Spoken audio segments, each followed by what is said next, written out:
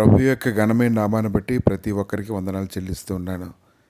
ఈ ఉదయకాలాన్ని ఒక ప్రత్యేకమైనటువంటి సంగతిని మనం తెలుసుకోగలగాలి. దేవుని మాటలు మనం విన్నప్పుడు, అవి గ్రహించినప్పుడు మన హృదయంలో ఎంతో నెమ్మది కలుగుతూ ఉంటుంది. దానియేలు గ్రంథము 2వ అధ్యాయము 3వ వచనం నుంచి కొన్ని వచనాలు చూసినప్పుడు, రాజు వారితో నేను కల కంటిని, ఆ కల భావం తెలుసుకొనవలనని నేను మనోవ్యాకులం పొంది ఉన్నాననగా, కల్దీయులు సిరియా భాషతో ఇట్లనిరి, రాజు చిరకాలం జీవించును గాక, తమరి దాసుల కల సెలవీయుడి, మేము దాని భావమును తెలియజేసేదము. రాజు, నేను దాన్ని మరిచిపోతుని గాని కలను దాని భావమును మీరు తెలియజేయని ఎడ్ల మీరు తుత్రిలుగా చేయబడుదురు, మీ ఇంట్లో పెంటకుప్పగా చేయబడును. ఈ యొక్క మాటలు వింటూ ఉన్నప్పుడు వారికైతే ఏం చేయాలో వారికి ఏమి కూడా అర్థం కాలేదు. ఎందుకంటే కలను రాజుగారు మర్చిపోవడం, ఆ కలను వీరు తెలుసుకొని దాని యొక్క భావం చెప్పాలని కోరడం, అది చాలా అసాధ్యమైనదిగా వారికి తోచింది. అయితే వారితో మాట్లాడుతూ ఉన్నప్పుడు వారైతే చెప్తూ ఉన్నారు, భూమి మీద ఏ మనుషుడును రాజు అడిగిన సంగతి చెప్పజాలడు, ఏ చక్రవర్తి అధికారియు శకునగాని యొద్దను, గాడిద విద్య గలవారి యొద్దను, కల్దీయుల యొద్దను ఇట్టి సంగతి విచారింపలేదు. రాజు విచారించిన సంగతి బహు అసాధారణమైనది. దేవతలు కాక మరెవరుని ఈ సంగతి తెలియజెప్పజాలరు. దేవతల నివాసములు శరీరాల మధ్య ఉండవు కదా. అందుకు రాజు కోపం తెచ్చుకొను. ఈ యొక్క లేఖనాలు వింటూ ఉన్నప్పుడు ఏదైనా ఒక విషయాన్ని గురించిన వివరణ అది తెలిస్తే మాట్లాడగలరు, కానీ తెలియకుండా ఎవరైనా దాని గురించి ఎలా చెప్పగలరు? దాన్ని తెలియజేయాలి అంటే ఏదైనా పరలోకమందున్నటువంటి ప్రభువే అది తెలియపరచాలి. దానియేలు గ్రంథము 2వ అధ్యాయము 16వ వచనం నుంచి కొన్ని వచనాలు చూసినప్పుడు, అప్పుడు దానియేలు రాజసన్నిధికి పోయి స్వప్నభావను తెలియజెప్పుటకై తనకు సమయము దయచేయమని రాజును బ్రతిమాలను. ఈరోజు నీకు విరోధంగా చాలామంది మాట్లాడుతూ ఉంటారు. 1 కొరింథీయులకు రాసిన పత్రిక 1వ అధ్యాయము 20వ వచనం, జ్ఞాని ఏమాయను, శాస్త్రి ఏమాయను, ఈ లోకపు తర్కవాది ఏమాయను, ఈ లోక జ్ఞానమును దేవుడు వెరితనముగా చేస్తున్నాడు కదా.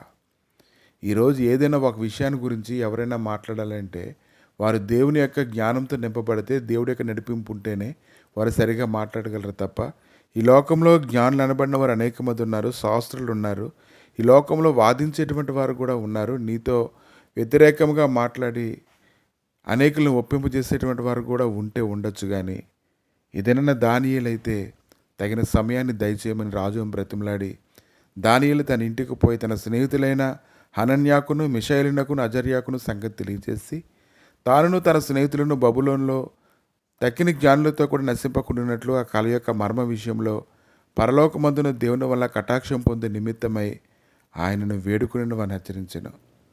అంతట రాత్రి యందు దర్శనము చేత ఆ మర్మము దానియేలునకు బయలుపరచబడిన కనుక దానియేలు పరలోకమందున్న దేవుని స్తుతించెను.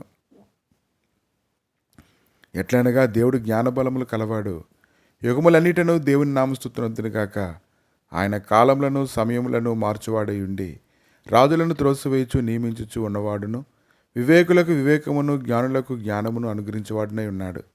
ఆయన మరుగు మాటలను మర్మములను బయలుపరచును, అంధకారంలోని సంగతులు ఆయనకు తెలియను, వెలుగు యొక్క నివాస స్థలము ఆయన వద్దన్నది.